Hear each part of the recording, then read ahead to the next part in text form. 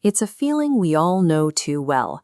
You stand there, gripping the handle, watching the dollars tick up faster and faster, while the gallons barely seem to move.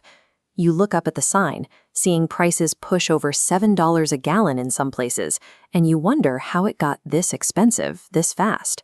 It's easy to glare at the cashier inside, or blame the local station owner for gouging you, but they only keep a few pennies from every gallon sold.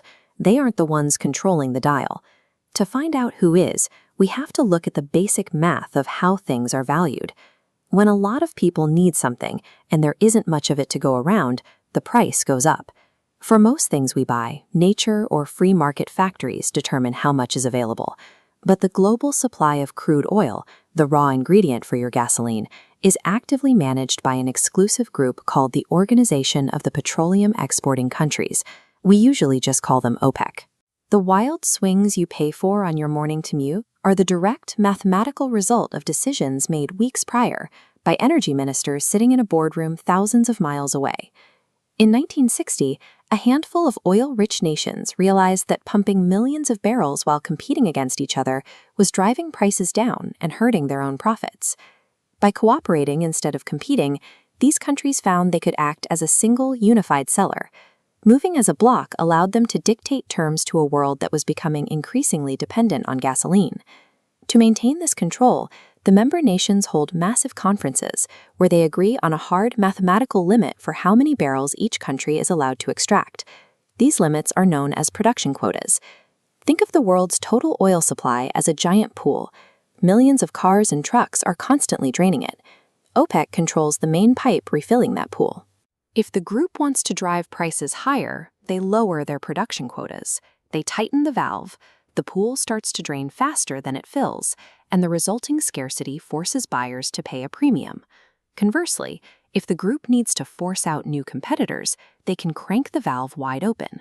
The pool floods, and the price of oil drops so low that independent drillers often cannot afford to stay in business.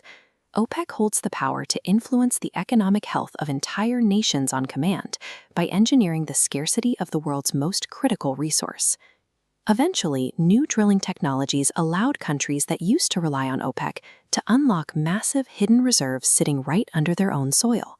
Independent producers, especially in the United States, began pulling millions of barrels out of the ground every day.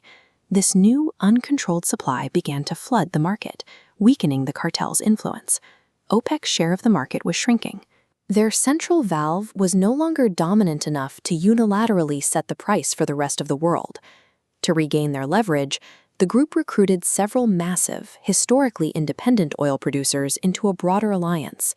They called this expanded supercartel OPEC+. The inclusion of Russia, one of the top 3 oil producers on Earth, permanently shifted the balance of power. This alignment brought nearly half of the world's oil production under a single coordinated strategy. By absorbing their largest rivals, the OPEC cartel ensured its hand stayed firmly on the global economic engine. This high-level diplomacy eventually translates into the physical reality of moving oil across the open ocean to reach your gas station. The gasoline waiting in your local tanks started in storage terminals like these. Before that, it was crude oil on a ship. And before that, it was a quota number debated by ministers behind closed doors. Every price hike you see on the pump screen is the final echo of a geopolitical adjustment made weeks earlier. The reach of these quotas extends to almost every product we buy. Diesel fuels the semi-trucks delivering groceries, and bunker fuel powers the cargo ships carrying electronics, meaning a restricted oil valve eventually drives up the price of goods across the globe. The driver at the pump is the final link in a chain that begins with a diplomatic agreement. In this system, global energy costs are the calculated result of a managed supply chain that shapes the motion of the world. Share, like, comment, and subscribe.